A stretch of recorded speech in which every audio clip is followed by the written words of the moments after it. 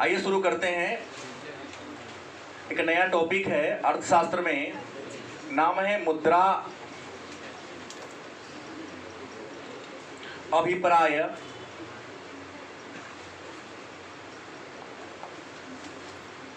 उद्भव एवं कार्य।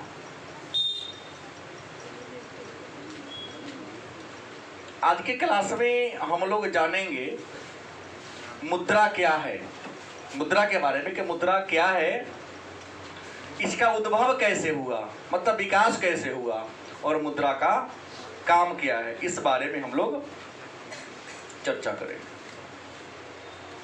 तो अगर एक लाइन में कहा जाए कि मुद्रा है क्या, तो आप बड़ी आसानी से कह सकते हो कि मुद्रा एक वस्तु है। मुद्रा एक वस्तु है जिसे कानूनी मान्यता प्राप्त हो और सामान्य स्वीकृति हो। मतलब वह वस्तु जिसको सरकार ने मान्यता प्रदान कर दिया है और सभी लोग बड़ी आसानी से जिसे स्वीकार कर रहा है, उसी वस्तु को हम क्या कहते हैं? मुद्रा कहते हैं। मुद्रा क्या है? एक वस्तु है। क्लास हो रहा है, बाद में बताएंगे आपसे। मुद्रा क्या है? एक वस्तु है जिसे सामान्य स्वीकृति प्राप्त हो, मतलब सामान्य स्वीकृति सब लोग लेने को तैयार हो, और कानूनी मान्यता भी क्या हो? मुद्रा कहलाता। लेकिन प्रश्न क्या है कि मुद्रा का अभिप्राय उद्भव कैसे हुआ? देखिए, प्राचीन काल में, शुरू के समय में जब मानव इस धरती पर आया, तो मानव की आवश्यकताएं कम थी। प्रारंभिक मानव खाद्य संग्राहक था, भोजन इकट्ठा करता, खाता, उसे वस्त्र की भी जरूरत नहीं थी। लेकिन समय के साथ उनकी जरूरत बढ़ी। भोजन के बाद उसे वस्त्र की जरूरत हुई, वस्त्र के बाद आवास, घर की जरूरत हुई। इंसान जैसे जैसे विकसित होता गया, जैसे जैसे आगे बढ़ता गया, वैसे वैसे इंसान की जरूरत भी क्या होती गई? बढ़ती गई। इंसान जैसे जैसे आगे बढ़ता गया, इंसान की जरूरत भी वैसे वैसे क्या होती गई? बढ़ती गई। और इंसान की बढ़ती जरूरतों ने इंसान को एक ऐसे वस्तु की तलाश करने पर, एक ऐसे वस्तु का निर्माण करने पर मजबूर कर दिया जो इंसान के सभी कामों को बड़ी आसानी से कर सके। तो मुद्रा के विकास के क्रम में, मुद्रा के आविष्कार के क्रम में जो पहले व्यवस्था थी, उस व्यवस्था का नाम था वस्तु विनिमय प्रणाली। वस्तु विनिमय प्रणाली। अब मन में होगा कि वस्तु विनिमय प्रणाली क्या है? तो आरंभ में, शुरू में जब इंसान की जरूरत कम थी, इंसान की आवश्यकताएं कम थी, तो इंसान क्या करता था? एक वस्तु से दूसरे वस्तु का विनिमय करता था, एक वस्तु से दूसरे वस्तु का अदला बदली करता था। आज भी ग्रामीण क्षेत्र में होता है। धान का समय आएगा, लोग धान देकर चूरा ले लेगा, धान से लाई मुड़ी बदल लेगा। ग्रामीण क्षेत्र में आज भी लोग, पैसा पॉकेट में नहीं होता है, किराना दुकान में जाता है तो चावल से चीनी खरीद लेता है। गलत कि सही? छोटे बच्चे तो चावल से बर्फ, चीनी, कटोरा खरीदता है कि नहीं? लोहा से प्याज बदला बदली होता था। बाल, दादी के बाल तो खैर परेशान है, दादी लड़का सनोच रोज के सन पापड़ी बाल से खरीदता है। तो प्रश्न क्या है कि वस्तु विनिमय प्रणाली थी, एक वस्तु से दूसरी वस्तु का विनिमय होता था, अदला बदली होता था। लेकिन एक बात थी कि वस्तु विनिमय प्रणाली में बहुत सारी कठिनाइयां थी। विनिमय का माध्यम क्या था? वस्तु। लेकिन वस्तु विनिमय प्रणाली में क्या आ गई? कठिनाई आ गई। वस्तु विनिमय प्रणाली की कठिनाई के कारण विनिमय का कार्य जटिल हो गया। क्या हो गया? जैसे हमको मान लो दूध चाहिए, लेकिन जिसके पास दूध है और मेरे पास चावल है, लेकिन होना क्या चाहिए? अगर हमको दूध चाहिए आज जिसके पास दूध है उसको चावल की जरूरत होगी तब हमसे अदला बदली करेगा, नहीं जरूरत होगी तो अदला बदली नहीं करेगा। तो वस्तु विनिमय प्रणाली में कई बार इंसान की जरूरतें टकरा जाती थी तो विनिमय का काम हो जाता था, लेकिन जरूरत नहीं टकराती थी, विचार नहीं मिलते थे तो विनिमय का कार्य वहीं पर क्या होता था, रुक जाता था। तो उसी वस्तु विनिमय प्रणाली की कठिनाई को दूर करने के लिए लोगों ने सोचा कि वस्तु की तलाश करनी पड़ेगी जिसको सभी लोग स्वीकार करें, कानूनी मान्यता प्राप्त हो। तो वस्तु विनिमय प्रणाली हमने कह दिया कि एक वस्तु से दूसरी वस्तु का विनिमय करना, अदला बदली करना वस्तु विनिमय प्रणाली कहलाता है। लेकिन वस्तु विनिमय प्रणाली के वस्तु विनिमय प्रणाली की कठिनाई को जानने से पहले हम जान लेते कि शर्त क्या है कि वस्तु विनिमय प्रणाली कब लागू होगा, किस अर्थव्यवस्था में वस्तु विनिमय प्रणाली सफल होगी। तो उसी अर्थव्यवस्था में होगी जहां पर आवश्यकता कम होगी। क्या होगी? वस्तु विनिमय प्रणाली की शर्त है कि वस्तु विनिमय प्रणाली वहीं सफल होगी जहां लोगों की आवश्यकता क्या होगी, आवश्यकता ज्यादा होगी, नहीं चलेगा। भोजन वस्त्र आवास तक सीमित है तो वस्तु विनिमय प्रणाली क्या है, ठीक है। उससे ज्यादा सोच लिए तो आपका वस्तु विनिमय प्रणाली काम। दूसरा शर्त है सीमित क्षेत्र। क्या है? सीमित क्षेत्र। वस्तु विनिमय प्रणाली एक निश्चित दूरी तक काम करेगा, गांव भर में चलेगा, इस गांव से उस गांव में चलेगा। लेकिन दिल्ली के लोग अगर मुंबई के लोग से, भारत के लोग अगर अमेरिका के लोग से वस्तु विनिमय करना शुरू कर दे, संभव हो पाएगा? तो वस्तु विनिमय प्रणाली का शर्त है कि क्षेत्र सीमित होगा तब चलेगा। नहीं, रात्रि में आटा घट गया तो अमेरिका वाले से आटा मांगने नहीं जाएंगे, पड़ोसी से मांगने का काम चलेगा कि कल हमारा आटा गेहूं पिसा के आएगा तो आपको भुगतान लौटा देंगे। होता है आज भी। तो क्षेत्र क्या हो, सीमित हो, समाज पिछड़ा हो। समाज क्या हो,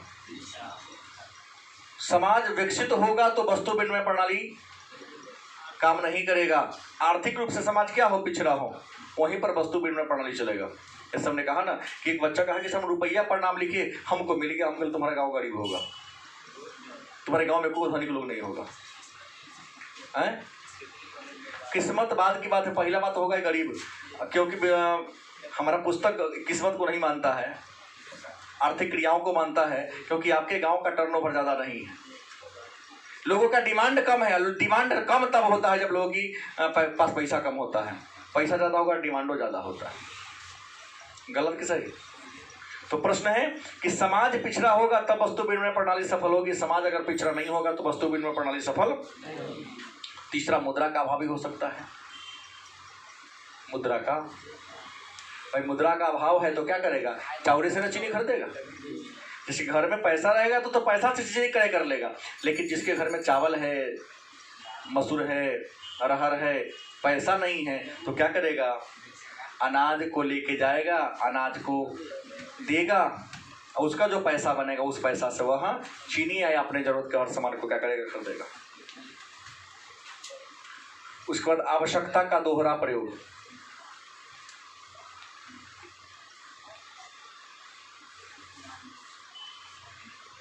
वस्तु विनिमय प्रणाली के लिए शर्त है कि मेरे पास जो वस्तु है वह वस्तु किसी अन्य के पास क्या हो, ना हो। और दूसरी बात, मेरे पास अगर दूध है और हमें चावल चाहिए तो हम किसी को दूध दे तो उसके बदले हमको चावल देने को क्या हो, गलत सही? जैसे मैं आपको ज्ञान देता हूं तो आपको ज्ञान की जरूरत हो और ज्ञान के बदले में आप मुझे पैसा देने के लिए तैयार हो। कई सारे ज्ञान दिए, हम किताब खरीद के दे देंगे तो ना चलेगा, क्योंकि हमें किताब की जरूरत है, वो मेरे पास ऑलरेडी है, हमें पैसे की जरूरत है। तो ज्ञान के बदले में पैसा को पीछा टकराएगा तो चलेगा, नहीं तो चलेगा। तो ये आवश्यकता का दोहरा संयोग मिलना चाहिए। और याद रहेगा, यातायात साधन का अभाव।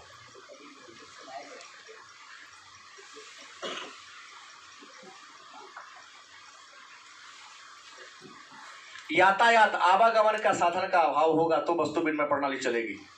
आवागमन के साधन विकसित हो गया तो लोग क्या करेगा, शहर में चल जाएगा ना, मुद्रा कमा के ले आएगा, जरूरत को ये कर लेगा।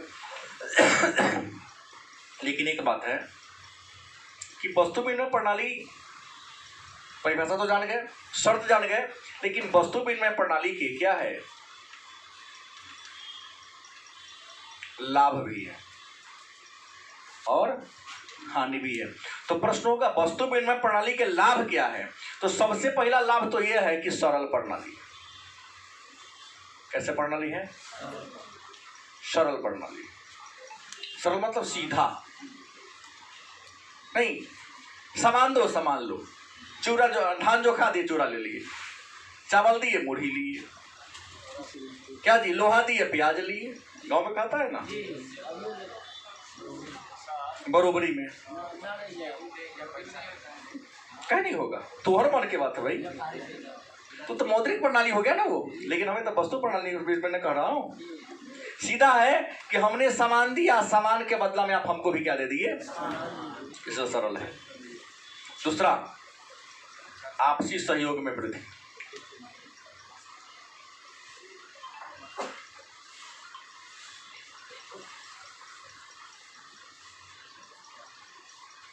आपसी सहयोग में क्या होगी, वृद्धि होगी। क्योंकि देखिएगा वस्तु विनिमय प्रणाली गांव में आपकी माँ उसी के यहाँ आटा या मिट्टी तेल पैसा मांगने के लिए भेजती है जिसे विचार बनता है। अतिथि के आने पर फलनमा चाची से जाके सब्जी मांग के लाओ, क्या किस चीज का बना है, अपने यहाँ तो आलू सोयाबीन बना है, कहीं उनके यहाँ कद्दू का बना हो, ताकि अतिथि को एक सब्जी खिलाएंगे तो शिकायत करेगा जाके। गांव में होता है आज भी नहीं, अतिथि को लगेगा 4 रंग की सब्जी के लिए हम में करता है, वो पता क्या है कि मांग के लाएगा। तो हमको अमेरिका के हम थोड़ी ना। तो प्रश्न क्या है, आपसी सहयोग में वृद्धि। वस्तु विनिमय प्रणाली से प्रेम भाईचारा की भावना बढ़ती है कि आपसे मतला बदली कर रहे हैं, सीधे सामान घटा जाओ फलनमा सामान के लिए आओ, अधिकार समझ के। इससे आपसी सहयोग क्या होता है, बढ़ता है। तीसरा, आर्थिक असमानता नहीं।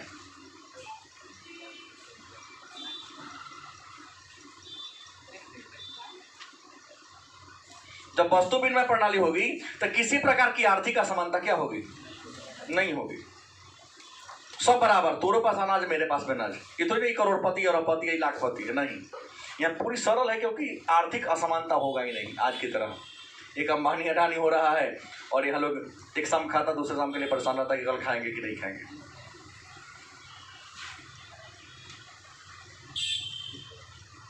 आर्थिक उच्चावच,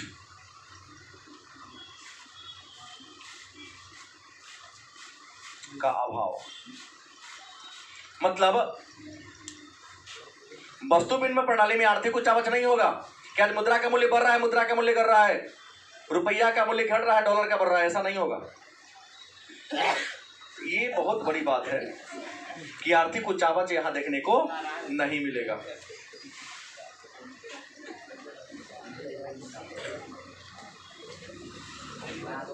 और व्यापार भी क्या होगा, सरल होगा, बड़ी आसानी से भी यहाँ पे वस्तु का बिजनेस कर सकते हो। लेकिन एक बात है, लाभ है तो इसका मतलब ये नहीं समझिएगा इसकी कोई बुराई नहीं है, सैकड़ों बुराइयां हैं। मतलब वस्तु विनिमय प्रणाली की क्या है, हानि है। अब कहोगे सर वस्तु विनिमय प्रणाली की हानि क्या है, तो पहला हानि इसका है कि इसमें दोहरे संयोग का अभाव होता है।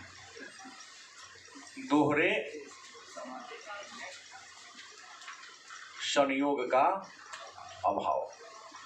दोहरे संयोग के अभाव का मतलब क्या हुआ, इसमें आपको तलाश करना पड़ेगा कि कौन व्यक्ति है जो हमारे सामान को लेकर हमारे जरूरत का सामान देगा। क्या शहर में जाओगे तो किराना दुकान वाला के पास, सब्जी वाला के पास हो, धान लेके हमारा 1 किलो आलू दीजिए, ना देगा, देगा नहीं देगा। ये तो गांव में चलेगा, लेकिन शहर में चलेगा। तो यहाँ पर आवश्यकता के दोहरे संयोग का क्या है, सबसे बड़ी कठिनाई कि आपका विचार मिलना कि हमारे दूध के बदला में चावल देने को तैयार हो, मिलेगा तो आप खाइएगा चावल, दूध पी के रहना पड़ेगा, क्योंकि दूध कल फट जाएगा। दूसरा, क्रय शक्ति। का संचय न होना। वस्तु विनिमय प्रणाली से आप खरीदने की क्षमता को संचित नहीं कर सकते हैं। जैसे आपके पास दूध ज्यादा है तो ये नहीं कि दूध को हम स्टोर कर लेते हैं, 5 दिन के बाद हम इसी को लेकर लेंगे तो दूध 2 दिन से बाद होगा तो फटिए जाएगा, खराब हो जाएगा, दूध का मूल्य ही बेकार हो जाएगा। गलत कि सही? तो वस्तु विनिमय प्रणाली में क्रय शक्ति को संचय करने की क्षमता नहीं होती, क्योंकि रुपया है ही नहीं। रुपया रहेगा तब ना रुपया को बैंक में रख दीजिएगा। तीसरी बुराई है सर्वमान्य मूल्य मापक का अभाव।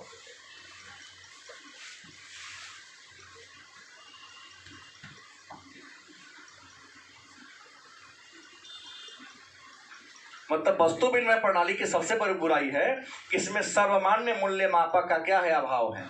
मतलब आपके पास मान लो बकरी है और किसी के पास भैंस है, और जरा भैंस है ओकरा मतलब बकरी लेना चाहता था, एक भैंसी कै गो बकरी होगा? एक भैंस के बदले में वो कितना बकरी देगा, बड़ा मुश्किल है कह पाना। काट के देंगे तो भैंसी और बकरी दोनों को उपयोगिता नष्ट हो जाएगी। गलत सही? तो यहाँ बात क्या आया कि सर्वमान्य मूल्य, बकरी वस्तु नहीं है तो गेहूं का कीमत कितना होगा, धान का कितना कीमत कितना होगा, मसूर का कितना होगा, दूध का कितना होगा, दही का कीमत कितना होगा, तय नहीं कर सकते। तो सीधा बराबरी में बदल रहे हैं। जबकि भैंस बहुत बड़ा पशु है, बकरी बहुत छोटा है, दोनों का मूल्य बराबर का भी होना ही नहीं चाहिए। गेहूं अलग है, मतलब चावल अलग है। गलत कि सही? तो वस्तु विनिमय प्रणाली में तो कभी बराबरी होता ही नहीं, क्योंकि सही कीमत किसी को पता।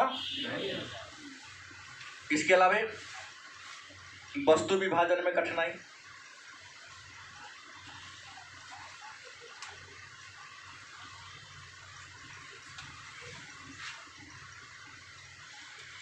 कुछ ऐसी वस्तु है जिसको बांटा नहीं जा सकता है, क्योंकि बांट देंगे तो उसकी उपयोगिता क्या हो जाएगी। ऐसी स्थिति में वस्तु विनिमय प्रणाली फेल हो जाता है। जैसे हमने पशु वाला बात कहा, क्या 2 भाई हैं, बंटवारा हुआ, एगो भैंसी क्या ना करे, दोनों को आधा दल काट के बातें तो बेकार हुआ। तो एगो मुंह इसलेगा, पिछवाड़ा इसलेगा, तो मुंह वाला खियाएगा, पिछवाड़ा दुहेगा। ये तो वही कहानी हो गई। किसी ने चढ़ा दिया इमाम दिन जैसे लोग ने, तो खिलाता जूता है, तो जिस समय तूने बैठेगा मुंह तो ही सा तू पीटना शुरू करो।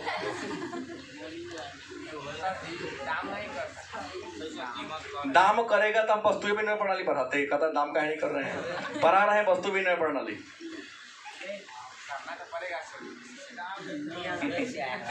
तो प्रश्न है यहाँ पर वस्तु के विभाजन की कठिनाई होगी, मूल्य हस्तांतरण का भी अभाव है इसमें।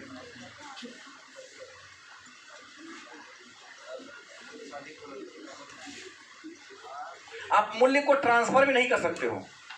मुद्रा आ गया तो ट्रांसफर कर सकते हैं बड़ी आसानी से। जैसे सीतामढ़ी में घर है, जमीन है आपको, आप दिल्ली खरीदते आते हैं, यहाँ वाला बेच लेंगे, वहां जाके खरीद लेंगे। लेकिन वस्तु विनिमय प्रणाली होती तो लोग खोजना होता, दिल्ली में केकर जमीन है तो हमर है, तो सीतामढ़ी के लेके दिल्ली तो कितना मारेगा लाठी से। क्या सोना दे के लोहा खरीदेगा कोई? नहीं खरीदेगा। तो यहाँ क्या है, मूल्य हस्तांतरण का क्या है, अभाव है, और अंतिम है भावी भुगतान का अभाव।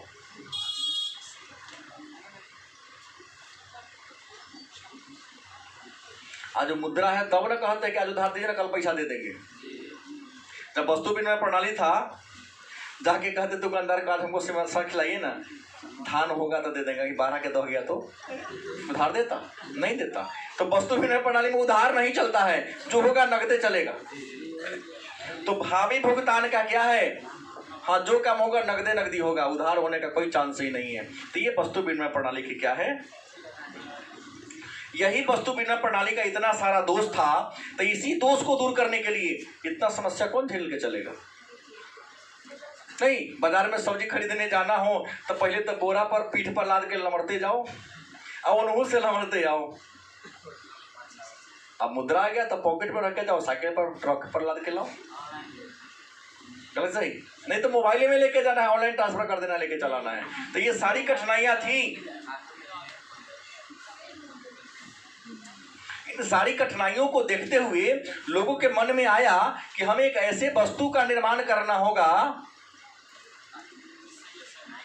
नहीं, एक ऐसी वस्तु का निर्माण करना होगा जिस वस्तु में सभी चीज को खरीदने का, अपने ओर आकर्षित करने का क्या हो, गुण हो, क्षमता हो, क्वालिटी हो।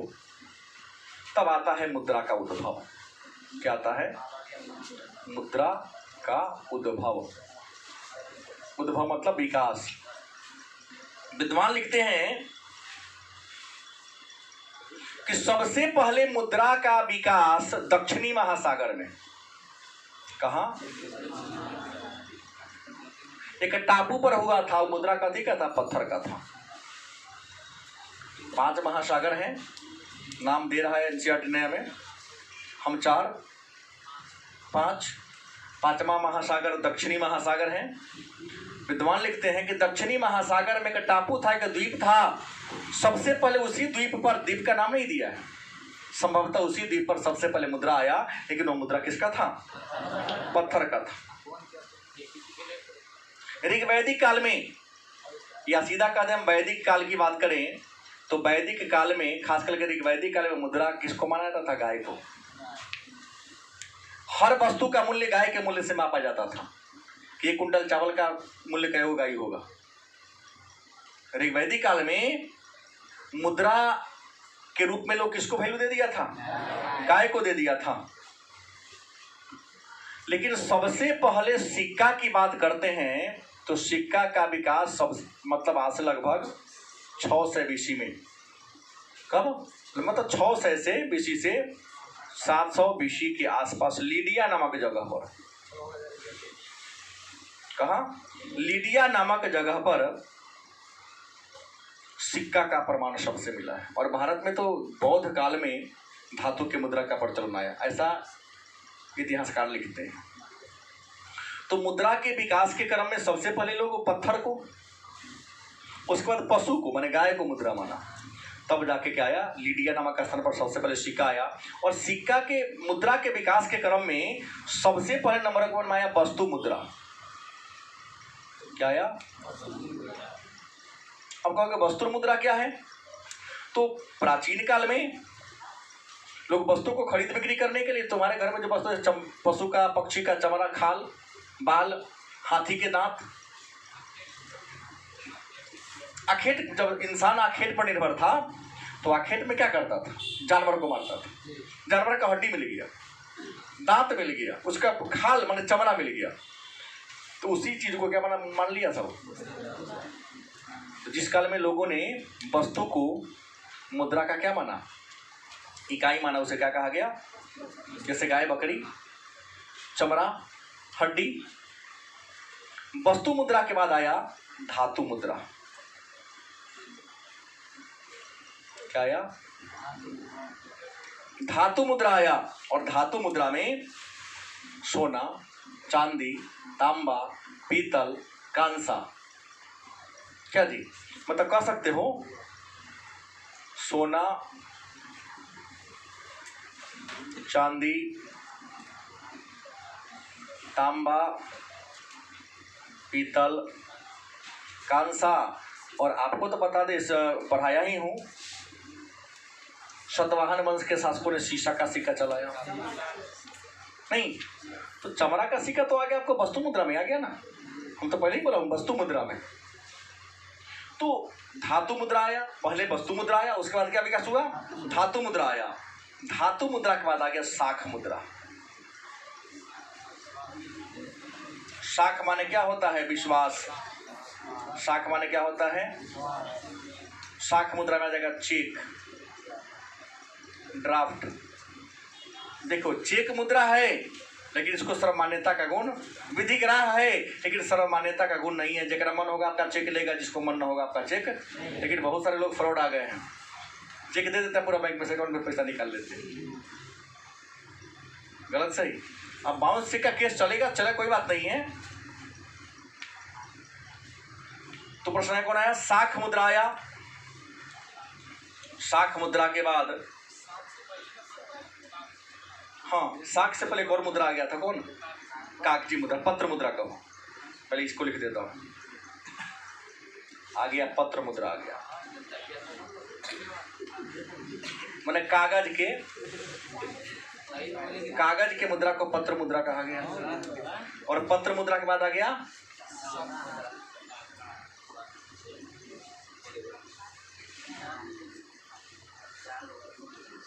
शाख मुद्रा। और शाख मुद्रा में चेक, हुंडी, एटीएम, क्रेडिट कार्ड, ये सब शाख मुद्रा का ही क्या है, उदाहरण। तो मुद्रा की इतनी सारी विकास के ये सारे क्या है, चरण हैं। अब ये मुद्रा का परिभाषा क्या होगा, एक मुद्दे की बात होगी, मुद्रा का परिभाषा की बात करते हैं।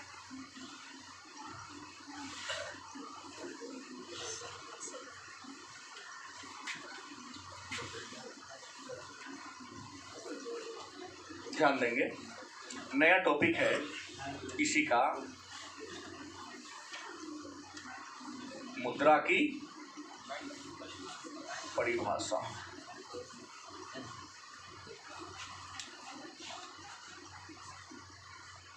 मुद्रा कहते किसे, मुद्रा का मतलब क्या होता है? तो मुद्रा की परिभाषा को देने से पहले मैं आपको बता दूं, हमने पहले ही कहा कि मुद्रा वह वस्तु है जिसे कानूनी मान्यता प्राप्त हो और जिसमें सर्वग्राह्यता का गुण हो। ये तो हमने सटीक बात एक बार बोल दिया, लेकिन विद्वानों ने मुद्रा की परिभाषा को 3 वर्गों में बांट दिया है। मुद्रा के परिभाषा को कितने वर्गों में बांटा गया है? तो विद्वानों ने मुद्रा की परिभाषा को 3 भागों में बांट दिया है। पहला है वर्णात्मक या कार्यात्मक परिभाषा, वर्णनात्मक या दूसरा वैधानिक परिभाषा, दूसरा कौन है, और तीसरा है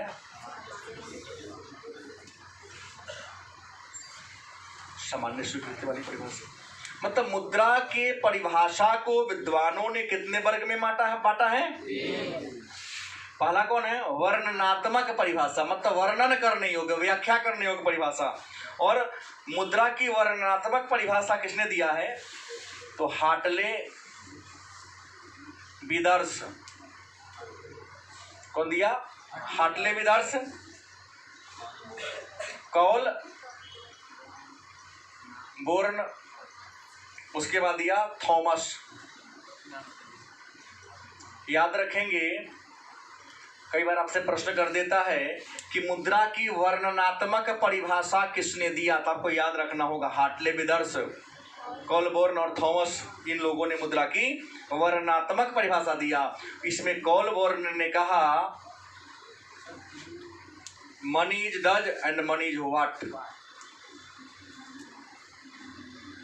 नहीं, किसी का परिभाषा आपको दे सकता है, काहे रखे, पूछो, दे सकता है, डी में सभी दे देगा, तो उस पूछने का मन उसको है ना। 2 तरीका से पूछ सकता है, इसमें मुद्रा की वर्णनात्मक परिभाषा किसने दी, तीनों नाम होगा, डी में सभी होगा, या एक का नाम होगा, तीनों गलत होगा, जो एक होगा सही उसको रखना पड़ेगा आपको। तो मुद्रा की वर्णनात्मक परिभाषा इन लोगों ने दिया। तो वर्णनात्मक परिभाषा में सबसे पहले हम हार्टले विदर्स का बात करें, इनका परिभाषा है मुद्रा वह है जो किसका काम करे, मुद्रा का कार्य करे। मुद्रा इशू का money is what, money is does. मुद्रा वह है जो मुद्रा का कार्य करते हैं। तो भाई, तो मुद्रा का काम क्या है? तो विनिमय करना होगा ना। कहाँ कुछ बुझा रहा है इसमें? तो सीधा लिख दिया मुद्रा वह है। मुद्रा क्या है? तो मुद्रा एक वस्तु है, कोई व्यक्ति तो हो नहीं सकता है ना। मुद्रा वह है तो क्या है? एक वस्तु है जो क्या करे, जो माने वह किसका काम करे, मुद्रा का काम करता है। मुद्रा क्या करे? खरीदता है, विनिमय का काम करता है। दूसरा आया कोलवर्ण का। कोलवर्ण का परिभाषा है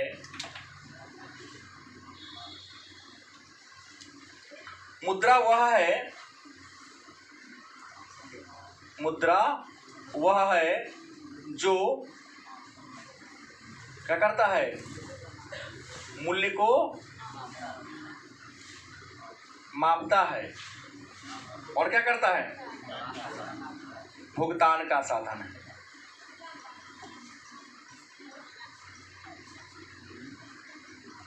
मुद्रा कहते किसे हैं? तो मुद्रा एक वह वस्तु है जो मूल्य को क्या करता है? जैसे इस पेंसिल मार्कर की कीमत कितनी है तय कौन करेगा? मुद्रा नहीं। पेन की कीमत कितनी है, पेंसिल की कीमत कितनी है, कॉपी की कीमत कितनी है, चावल या गेहूं की कीमत कितनी है? तो मुद्रा वह है, माने एक सामान है जो मूल्य को क्या करता है? कौन सामान का दाम कितना होगा तय कौन करता है? मुद्रे करता है। और भुगतान का क्या है? उधार लेके आए हैं, मुद्रा है तब कौन उधार देगा? भुगतान करिएगा, नहीं रहेगा तो कहाँ से भुगतान कीजिएगा? अनाज में तो कौन मानने को तैयार होगा नहीं।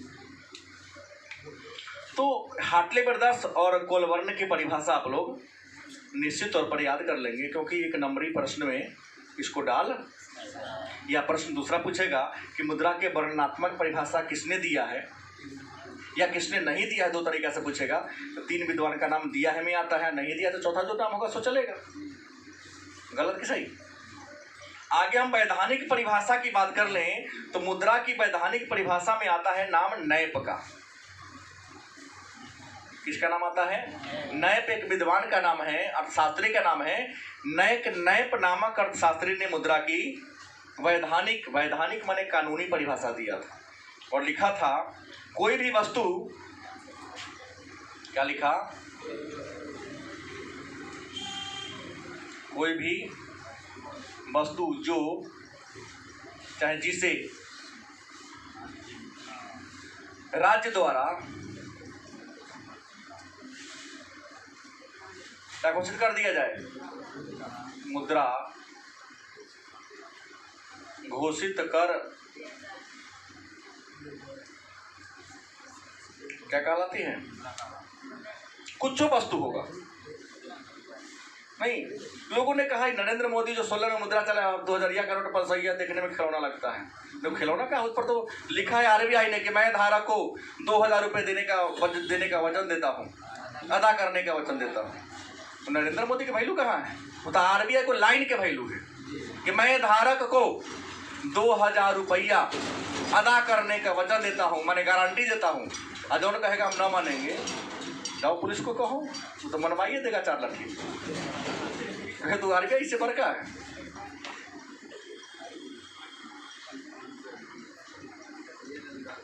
अंतिम बार दिल्ली 2008 में 2000 दिल्ली में गए थे, 2008 में दिल्ली गए थे।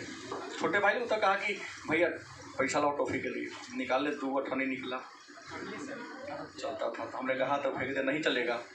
गए दुकानदार फेर दिया है, चलो क्यों नहीं देता है? क्यों नहीं दिए हो? तो अठन्नी नहीं चलता है। तो आरबीआई की ना चलेगा? तो आरबीआई है, तुम्हारे कहने से बंद होता है। तुरंत ले लिया, सामान दे दिया। पूछो ना, सिर्फ मुद्रा को स्वीकार करने का, वापस लेने का या लागू करने का पावर किसके पास है?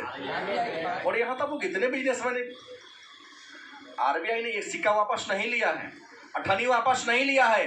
वैधानिक रूप से 50 पैसा बंद नहीं है, बंद भिखारी कर दिया है, आई बनिया सब कर दिया है।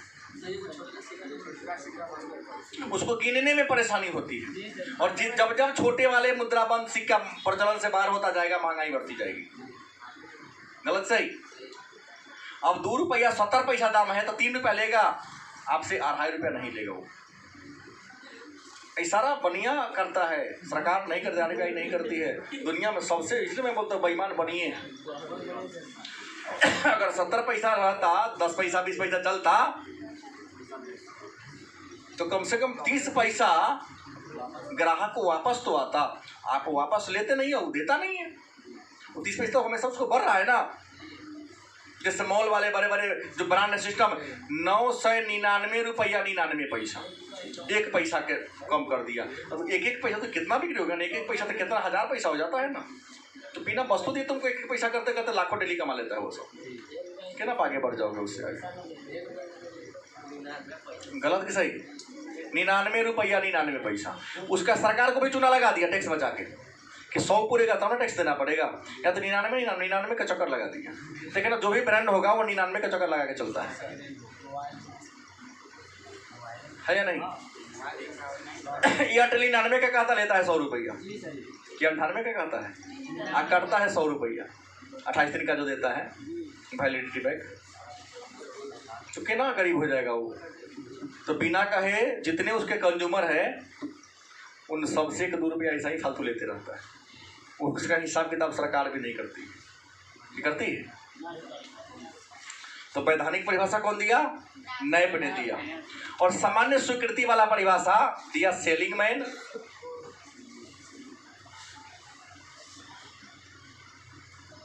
दूसरा कोल और तीसरा जेम किन्स। सेलिंगमैन, कोल और किन्स नामक विद्वान ने मुद्रा की कौन परिभाषा? सामान्य स्वीकृति का परिभाषा दिया। इसमें सेलिंगमैन ने कहा, सेलिंगमैन का कहना था कि मुद्रा वह वस्तु है, मुद्रा वह वस्तु है जिसे सर्वग्राह्यता क्या हो। मुद्रा एक वस्तु है, सर्वग्राह्यता मतलब सभी लोग उसको ग्रहण करें। क्या करें? सभी लोग जिस वस्तु को ग्रहण करें उसी को सर्वग्राह्यता कहते हैं। मुद्रा एक वस्तु है जिसमें क्या हो? सर्वग्राह्यता, सभी लोग उसको लेने को इच्छुक हो, तैयार हो। दूसरा किन्स ने परिभाषा दिया, हालांकि दोनों का परिभाषा बहुत बड़ा है, जो वस्तुनिष्ठ में पूछने की संभावना नहीं है, ये आसान है। हमेशा ट्विस्टेड से क्वेश्चन को ही पूछा जाता है। किन्स ना कोल ने परिभाषा दिया कि मुद्रा केवल क्रय शक्ति है। मुद्रा क्या है? मुद्रा केवल क्रय शक्ति माने खरीदने की क्षमता है, अर्थात ऐसी वस्तु है जिसमें दूसरी वस्तु को खरीदने की क्या हो। मतलब एक शब्द में लिख के समझा दूं, मुद्रा एक क्रय शक्ति क्या है? मुद्रा एक वस्तु है जिसमें खरीदने की क्या है? क्षमता है। अगला परिभाषा दिया किन्स ने। किन्स ने कहा मुद्रा वह वस्तु है, मुद्रा वह है जिसे देकर प्रसंविदा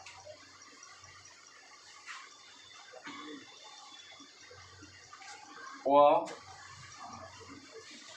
भुगतान करते हैं। कोई सामान ऋण लिए हैं उसको चुका देते हैं, और नहीं तो हम उधार लिए तो उसको क्या कर चुकता कर देते हैं। तो ये मुद्रा है।